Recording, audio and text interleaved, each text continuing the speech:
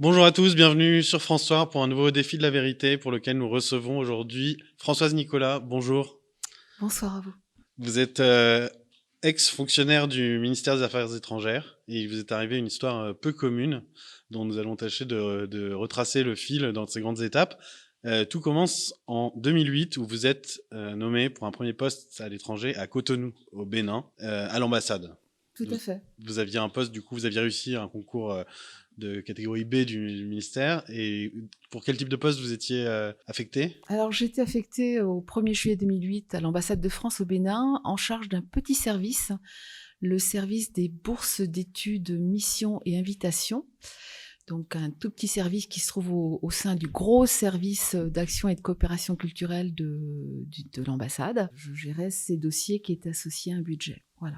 Et assez vite, donc environ quelques mois, environ un an plus tard, vous découvrez tout un système de malversation, ce que vous appelez des dossiers fantômes. Voilà, tout à fait. En fait, la première année, j'ai mis de l'ordre dans le service, donc mis en place des bases de données qui me permettaient d'avoir une gestion très rigoureuse des dossiers. Et au bout d'un an, il y a eu un changement de hiérarchie.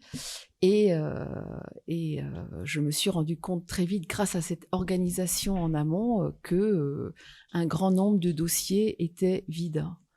C'est- Et ça, c'est quelque chose qui est intervenu à ce moment-là? Qui est Ou c'est à intervenu. ce moment-là que vous vous êtes rendu compte que c'était déjà le cas auparavant? Disons qu'auparavant, en mettant de l'ordre dans le service, j'avais repéré quelques petites anomalies, mais enfin des choses pas bien méchantes.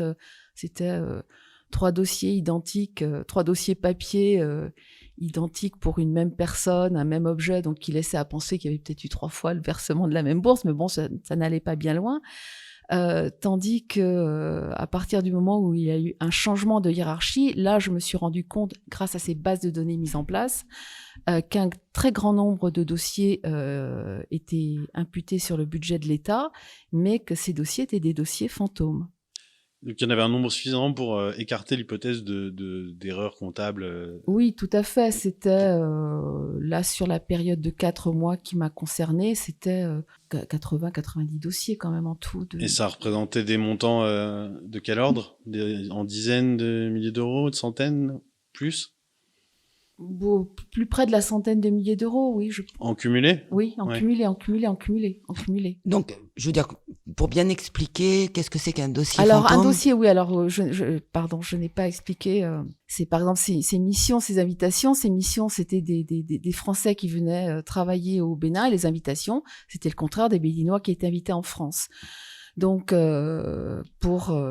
cela se correspondait à des dépenses imputées sur le budget de l'État, mais évidemment, en amont, je recevais les bénéficiaires, je montais le dossier, je leur demandais qui ils étaient, où ils allaient, d'où ils venaient, etc. Donc, en finale, donc, il y avait donc un billet d'avion, le séjour en France ou au Bénin, et qui correspondait à une imputation sur le budget de l'État. Et à un moment donné, grâce à ces bases de données, je me suis rendu compte de ces dossiers fantômes parce qu'il y avait bien des imputations sur le budget de l'État, mais en parallèle, il y avait des dossiers vides. C'est-à-dire qu'en fait, on dépensait de l'argent, mais il n'y avait pas de boursier. Pour Voilà, des boursiers qui n'existaient pas. voilà, c'était des dossiers fantômes. Et où allait l'argent alors, selon vous? Je ne sais pas. Et si vous aviez accès aux documents comptables, vous pouviez retracer, non? Oui, j'ai une idée parce que je me suis renseignée sur le sujet, donc j'ai cru comprendre que cela impliquait toute une organisation, effectivement, pour que cela se passe de façon fluide. Mais vous pouvez pas en dire plus parce que vous avez pas d'éléments assez probants. Des personnes qui connaissent le système de l'intérieur m'ont donné des pistes pour m'expliquer comment fonctionnait ce système, qui a priori est un système rodé, bien connu, parce que, pour le dire clairement, le dossier, le service que je gérais, donc des bourses mission invitation, on me l'a expliqué plus tard, est par tradition la caisse noire des ambassades, ce que j'ignorais, et donc d'où les dossiers fantômes. Voilà. Si ça rentrait à du détournement de fonds publics. Oui, ah oui, oui, moi j'appelle ça D'accord. des détournements de fonds publics parce que des dépenses publiques, enfin, des dépenses sur le budget de l'État qui correspondent à des dossiers vides, j'appelle ça, oui, des détournements de fonds publics. Et donc, qu'est-ce que vous faites? Vous vous rendez compte donc de ça. En fait, je m'en suis rendu compte à partir du moment où cette nouvelle hiérarchie est arrivée. Et donc, en comparant un logiciel officiel d'imputation sur budget de l'État et mes bases de données, je me suis rendu compte de ces dossiers fantômes. J'ai expliqué que ça me posait problème, que j'allais devoir résoudre les mystères que je constatais. Évidemment, en retour Vous l'avez expliqué à qui? à ma hiérarchie. C'est-à-dire vous commencez à faire des J'ai commencé à faire des mails parce que cette nouvelle hiérarchie, à un moment donné, me demande des comptes sur la gestion de mon service. Et je lui en rends et je lui précise très vite que je me rends compte que un certain nombre de dossiers qui sont supposés être de ma responsabilité sont des dossiers fantômes, que je ne comprends pas ce qui se passe, que je vais devoir mener des investigations pour comprendre ce mystère. Voilà, et donc tout a commencé comme ça. Et là, donc, quand vous parlez de votre hiérarchie, à quel niveau? Quelle hiérarchie c'est La hiérarchie, c'était le responsable du service de coopération et d'action culturelle. Voilà. En France? À l'ambassade de France au Bénin. Pendant 3-4 mois, j'ai écrit régulièrement à cette hiérarchie pour lui expliquer pour marquer par écrit quelle était la situation, à savoir ces dossiers vides que j'avais identifiés dès le mois de septembre 2009, mais qui en fait n'ont fait que prospérer au cours des mois suivants parce que cette nouvelle hiérarchie de fait m'avait expliqué oralement qu'elle confiait mes dossiers à une des secrétaires du service, une recrutée locale béninoise qui par ailleurs avait en charge le secrétariat de 5 assistants techniques. Donc comment est-ce qu'elle réussissait l'exploit de remplir ces dossiers, de traiter ces dossiers qui moi me prenaient un temps fou et me faisaient travailler 6 jours et demi par semaine. Eh bien, elle réussissait le miracle parce que les dossiers étaient vides.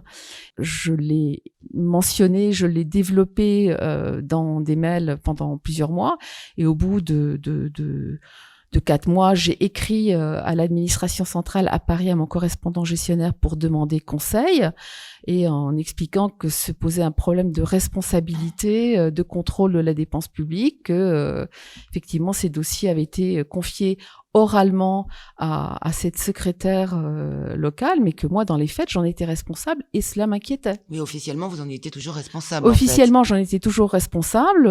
C'est ce que je précise lorsque je me suis adressée à l'administration centrale, que j'avais été déchargée de ces dossiers oralement, mais que par ailleurs, j'étais bien présentée à l'extérieur comme étant toujours la responsable de ces dossiers. Et fondamentalement, j'avais été affectée par le ministère des Affaires étrangères sur ce poste en conséquence. J'étais payée en conséquence pour un travail qui m'échappait complètement. On vous répond quoi? L'administration centrale ne m'a pas répondu. Du tout? Non. Vous avez écrit J'ai écrit début décembre 2009 à l'administration centrale. Je n'ai pas reçu de réponse. Dans les mois qui ont suivi, j'ai informé régulièrement mes avocats et le syndicat qui m'assistait à l'époque de tout ce qui se passait à l'ambassade et de tout ce à quoi j'étais confrontée. On avait essayé de vous écarter avant totalement. l'arrivée de cette nouvelle hiérarchie. On avait essayé de m'écarter, clairement. Ensuite, l'enquête et beaucoup de choses se sont fait jour, ont montré effectivement la machination, les écrits même clairement diffamants de l'ambassadeur écrits à mon sujet, donc qui ont fait l'objet d'une procédure judiciaire, etc. Donc il y a eu quand même des choses très lourdes, très précises, documents à l'appui. On va y venir ensuite, mais alors tout bascule en 2010 quand vous avez une terrible agression au sein de l'ambassade d'une collègue, voilà, qui, sans témoin, vous agresse physiquement dans son... Alors, sans témoin... Si, il y a eu témoin, justement. Donc, en fait... Ce que dit le ministère, c'est qu'il n'y en avait pas. Évidemment, il l'a licencié. Oui. Il a licencié le seul témoin direct oculaire de mon agression.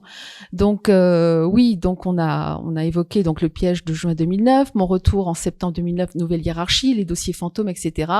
Décembre 2009, j'écris à l'administration centrale pour dire qu'est-ce que je dois faire. Je n'ai pas de réponse. Et janvier 2010, je reprends mes fonctions et je suis à Faune. Et là, je trouve, c'est-à-dire à Faune, j'explique, je ne pouvais pas prononcer un seul son, je ne communiquais que par écrit. Voilà, c'est médicalement établi de maintes façons. Et là, je découvre à l'ambassade une ambiance anormalement hostile. de la part de ma collègue, de la part de ma hiérarchie, et je n'y prête pas attention parce que je suis malade, que j'essaie malgré tout, comme je suis en train d'organiser un concours pour des médecins, j'ai du travail et je ne veux pas lâcher mon poste, donc je m'accroche et voilà, mais je ne peux pas prononcer un son, etc. Et je suis confrontée à cette hostilité, à cette ambiance absolument anormale, donc voilà, qui est documentée de maintes façons.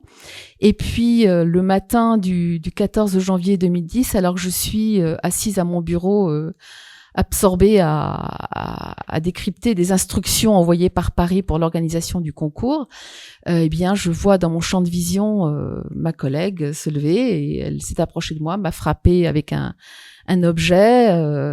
Donc voilà, j'ai pas compris ce qui se passait. Elle a tenté de me crever les yeux.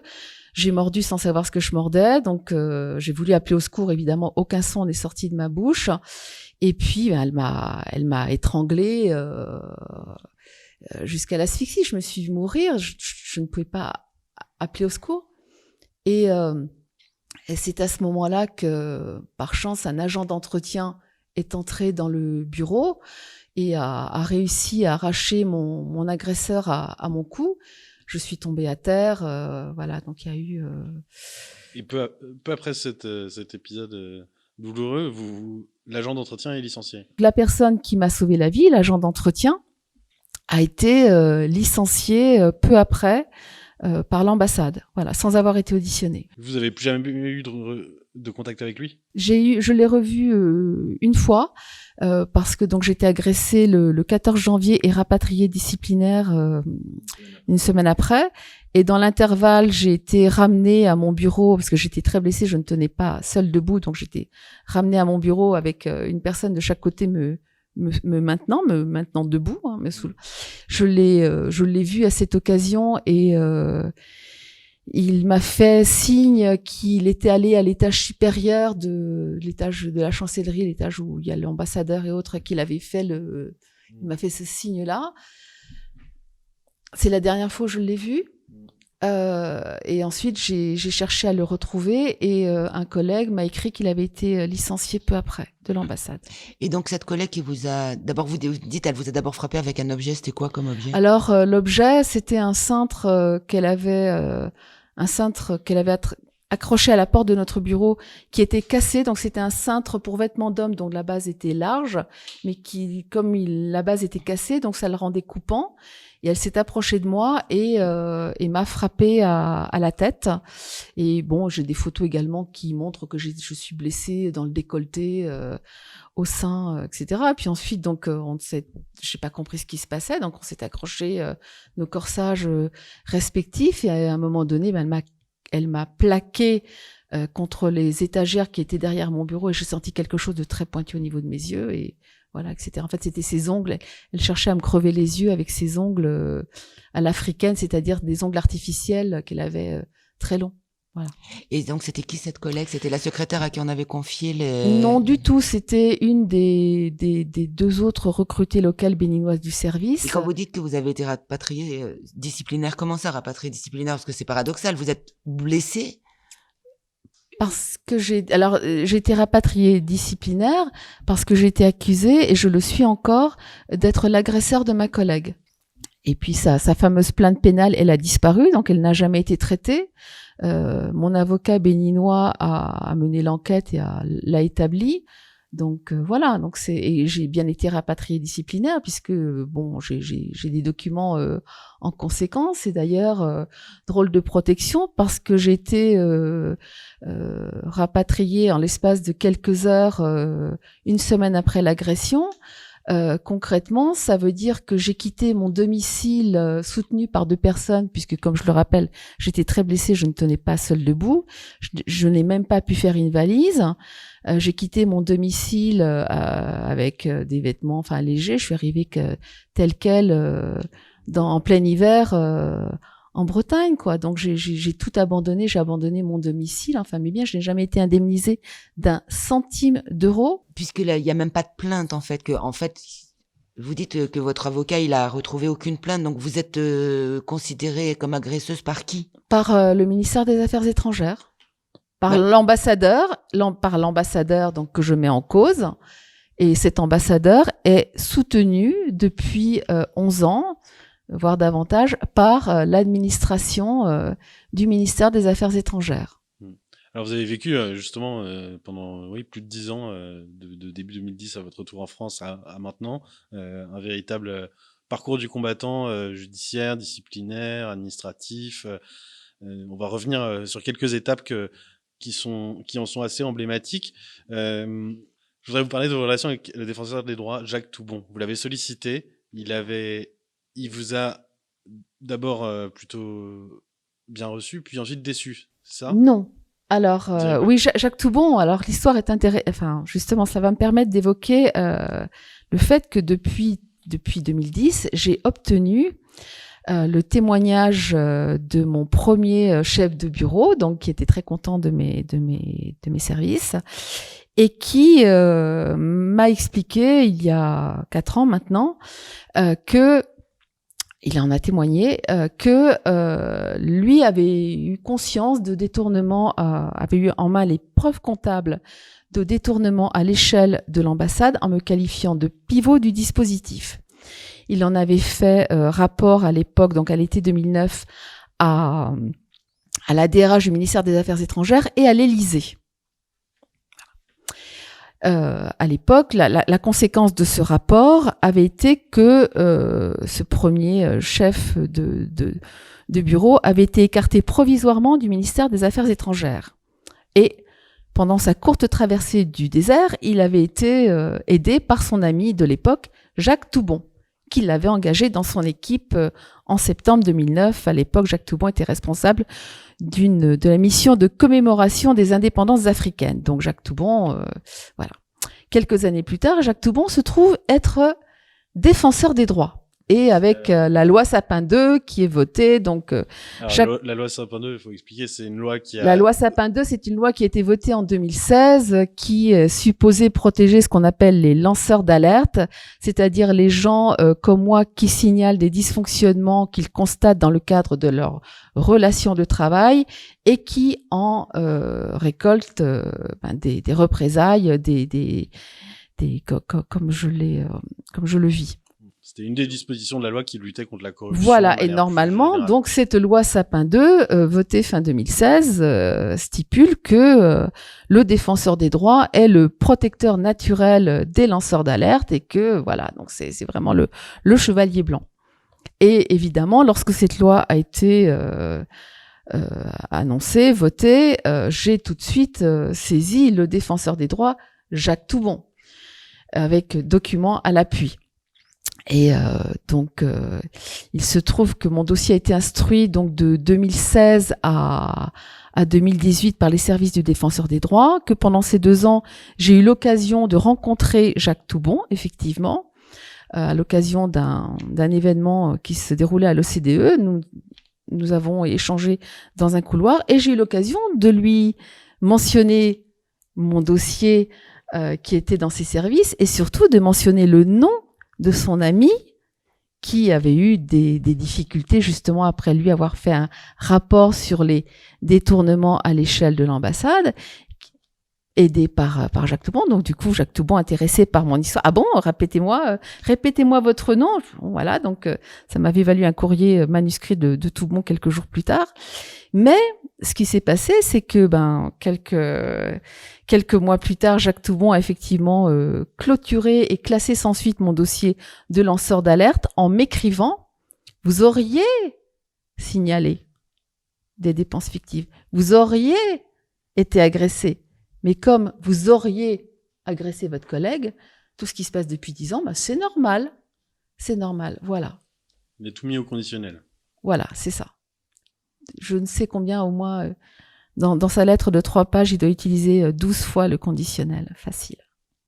D'accord. Et c'est pas la seule personnalité à laquelle vous avez été confronté, puisque vous avez, entre autres, phrases violentes qu'on vous a assénées dans votre quête de vérité et de justice, si l'on peut dire. Il y a eu cette phrase d'un psychologue du ministère des Affaires étrangères qui vous a dit « Vous n'avez pas joué le jeu ». Ah oui, alors, tout à fait, absolument. Vous n'avez pas voulu jouer le jeu. Oui, tout à fait. Alors donc le commentaire de ce psychologue fut ah, Bah, finalement, oui, vous êtes arrivé dans une ambassade organisée sur un mode dysfonctionnel, tel un chien dans un jeu de quilles, et vous n'avez pas voulu jouer le jeu. Et de là, ce qui s'est passé, c'est classique, c'est normal. Il en est resté à ce constat-là. Il en est resté à ce constat. Il m'a ensuite, dans la suite de l'entretien, il m'explique qu'il va effectivement tout faire pour m'aider et qu'il va en parler en interne parce qu'effectivement, c'est pas normal que finalement je m'en tire bien. Oh là là, heureusement, j'ai survécu. Hein. Mais évidemment, quelques mois plus tard, il prendra sa retraite et comme d'autres, ne tiendra pas sa promesse de m'aider. Et à l'époque, la fameuse DRH du ministère des Affaires étrangères s'appelait Nathalie Loiseau, qui sera ensuite directrice de l'ENA, ministre et tête de liste aux européennes pour La République En Marche. Nathalie Loiseau a été directrice des ressources humaines du ministère des Affaires étrangères de 2009 à 2011.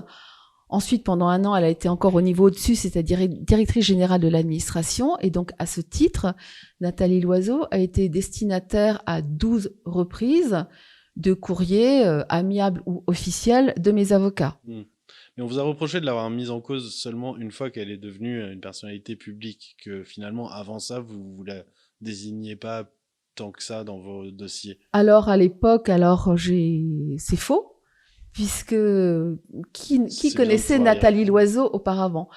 Moi, j'ai retrouvé mon premier contact avec un journaliste, c'était fin 2010 avec un journaliste de Libération et un commentaire sur le site de Libération, donc fin 2010 à l'occasion d'un dossier sur le harcèlement moral dans les postes diplomatiques où j'explique clairement ce qui s'est passé avec la DRH du ministère des Affaires étrangères. Oui, vous la nommez pas parce que son nom n'est pas connu. Mais... Personne ne la connaissait, mais finalement, moi, ce dont je témoigne, c'est d'un système. Nathalie Loiseau, elle a été à un moment DRH et elle est emblématique. Mais au-dessus d'elle, il y avait toute une hiérarchie aussi. Laurent Fabius, le numéro 2 du ministère des Affaires étrangères à l'époque était Pierre Sellal, qui vient d'être nommé président du club Le Siècle, succédant Olivier Duhamel. Enfin, ce sont des gens qui se connaissent. Hein, c'est un tout petit monde. Et donc, toute cette médiatisation, finalement, ça n'aboutit à rien. Non, la médiatisation n'aboutit à rien. Enfin, n'aboutit à rien, du moins. Je veux dire, ça n'a pas généré d'enquête. Vous avez dans votre parcours judiciaire, vous n'avez pas noté d'éléments nouveaux. Non, il n'y a pas eu d'enquête. Il n'y a pas eu d'enquête ni sur les dépenses fictives, ni sur mon agression. Et d'ailleurs, cette circonstance-là d'absence d'enquête a été soulignée de façon très officielle par un syndicat début 2013, adressé donc justement au successeur de Nathalie Loiseau, parce que juste après son départ, ce qui n'est pas un hasard, mais vraiment donc dès début 2013, un homme, parce que c'est pas un syndicat, c'est un homme, a eu le courage d'écrire un courrier au DRH du ministère des Affaires étrangères en posant les faits de façon très factuelle, en disant qu'effectivement qu'il n'était pas normal, qu'il n'y ait pas eu d'enquête suite à mes signalements de dépenses fictives, suite à mon agression, que j'étais placardisée, qu'on ne m'aidait pas au plan, on ne m'aidait pas dans le cadre de mes démarches judiciaires, enfin de justice, et qu'au contraire tout était fait pour me briser, et que ce n'était pas correct dès début 2013. Donc, et les ministres changent et rien se passe. Ah, les ministres changent, je dirais que ma situation n'est allée qu'en se dégradant. Là, j'en suis à mon 6e ministre des Affaires étrangères et la situation n'est allée que de mal en pis. Puis, après avoir parlé à Laurent Fabius, je lui avoir adressé 3 phrases début 2013, j'ai été isolée au bout d'un couloir avec un travail officiel qui me prenait 15 minutes par mois. On m'a refusé 76 changements de poste. C'était quoi les 3 minutes avec Laurent Fabius qui vous a valu Les 3 minutes avec Laurent Fabius. Alors, Laurent Fabius est venu le 23 janvier 2013 pour son unique visite sur le site de Nantes des Affaires étrangères. Et donc voilà, plein de monde dans le hall du bâtiment principal. Et moi, j'avais mis un t-shirt avec une des photos de mes blessures. Et donc, il s'est approché de moi. Je lui ai dit 3 phrases. Une phrase pour lui dire ce qui m'était arrivé, que j'étais placardisée. Et s'il vous plaît, aidez-moi. Je vous ai écrit, je lui ai rappelé que quelques mois plus tôt, je lui avais demandé audience. parce que effectivement, il y avait eu l'alternance politique et j'avais mis beaucoup d'espoir dans ce changement de régime.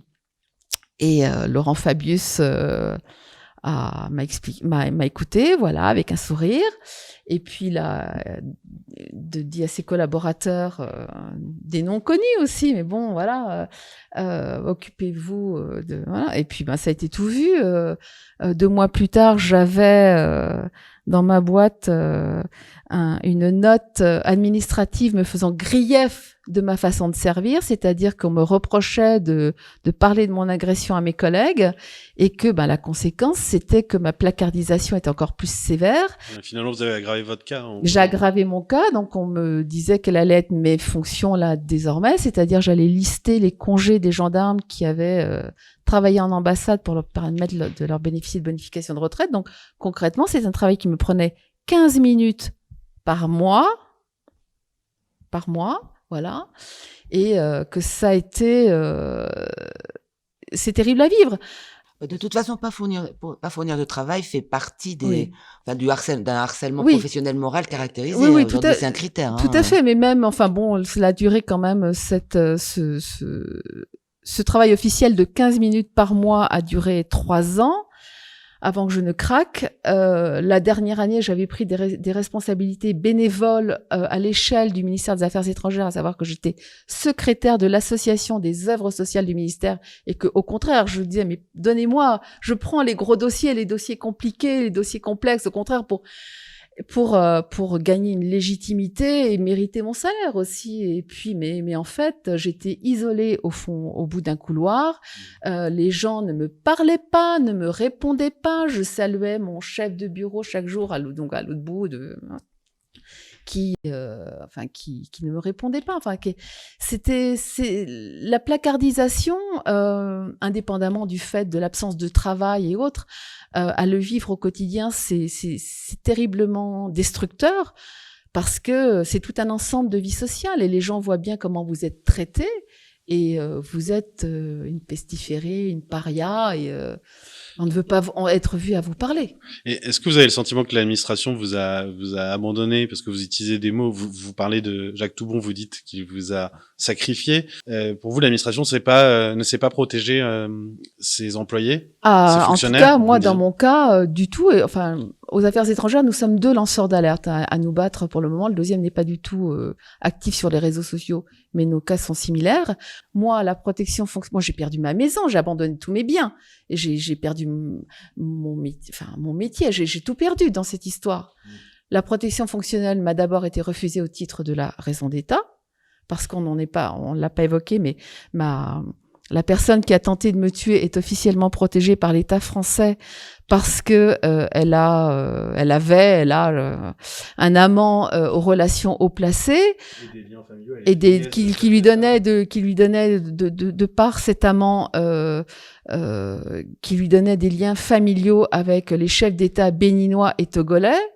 Et donc, même l'ambassadeur a mentionné dans son télégramme diplomatique. Mais c'est totalement officiel. Moi, je l'ai découvert. Que vous pesiez pas grand-chose par rapport à elle, voilà. si on peut dire. C'est ça. Moi, je l'ai découvert. Je savais qu'elle avait un amant. Et en fait, il s'est avéré que Marcel, c'était un homme qui était très connu sur le continent parce qu'il était beau-frère de 2 chefs d'État africains, le chef d'État béninois, le chef d'État togolais, et que ce monsieur qui était l'amant de ma collègue, dans les heures qui ont suivi l'agression, il est intervenu de tout son poids auprès des autorités françaises pour protéger sa maîtresse et demander ma tête, mais il a fait intervenir aussi des ministres du gouvernement béninois en ce sens.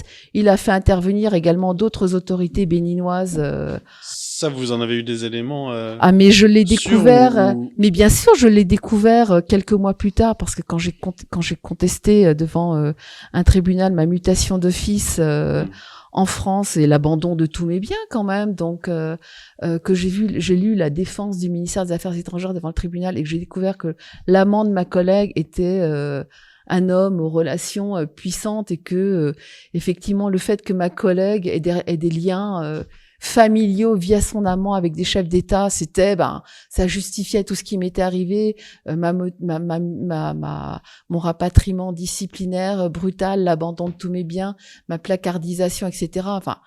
lorsque j'ai découvert ça en 2011, mais je suis tombée de ma chaise, littéralement, mais je me suis dit, mais c'est n'importe quoi. Sauf que ça a été suivi par un tribunal, sauf que ça a été validé par le Conseil d'État et que ça m'a été opposé plusieurs fois avec raison. Mais c'est-à-dire, il est marqué concrètement qu'il y a des enjeux diplomatiques. Alors oui, tout à fait. Alors dans les considérants de tribunaux, il est mis pour c'est un motif d'intérêt général, le maintien des bonnes relations diplomatiques entre la France et le Bénin. Donc sacrifié sur l'autel de la raison d'État. Oui, la raison d'État qui a bon dos quand même.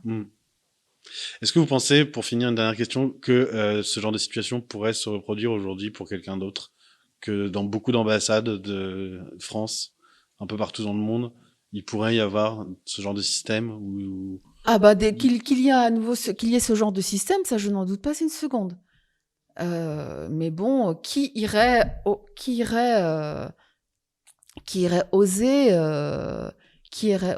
oser en parler?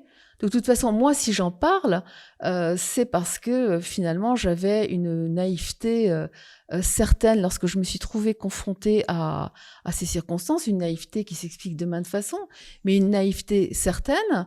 J'ai survécu, j'étais agressée, on a tenté de me tuer, clairement. J'ai survécu. Donc, depuis, effectivement, j'ai été abandonnée, voire même pas plus qu'abandonnée, j'étais broyée par mon administration et je ne me laisse pas faire et j'accumule les éléments concrets pour étayer mon propos. Et pour vous, aujourd'hui, l'administration serait encore inapte à traiter ce genre de problème en interne? De toute façon, je pense inapte à traiter ce genre de problème, je ne sais pas, parce que c'est sûr que tout le monde se tait, hein. Donc il y a un deuxième lanceur d'alerte aux affaires étrangères qui a fait un signalement article 40 sur un détournement de 7,5 millions d'euros dans une ambassade d'Amérique du Sud. Il a été radié comme moi en 2018. Donc lui, c'était sa conscience parce qu'il était heurté.